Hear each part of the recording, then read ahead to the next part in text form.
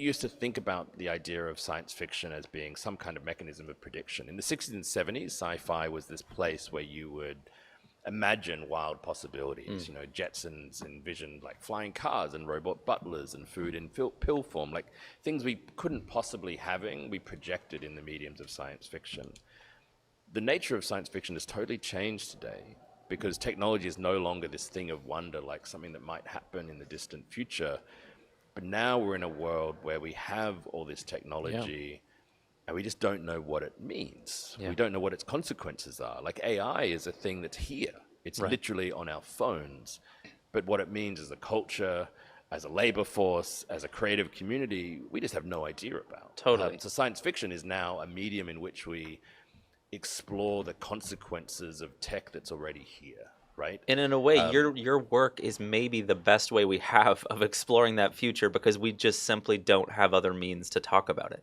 Yeah, exactly. The currency through which we typically talk about technology is these science fiction images, right?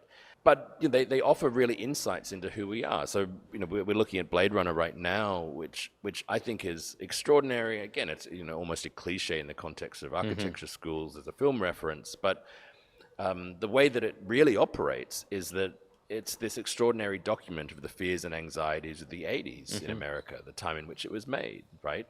The context where Blade Runner emerges is the beginning of the personal electronics boom.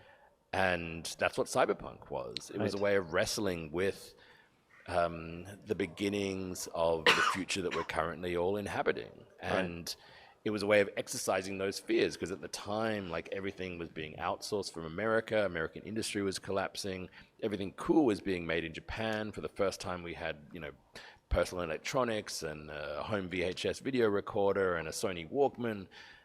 So we imagined this future, which was this hybrid, like Asian American universe, but it was purely out of that moment. And it's not that like Blade Runner didn't get it right. It's that it was an amazing time capsule.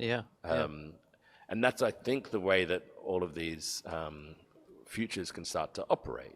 So I'm a big fan of the genres of science fiction, the way that cyberpunk morphed into solar punk or had an offshoot of steampunk. I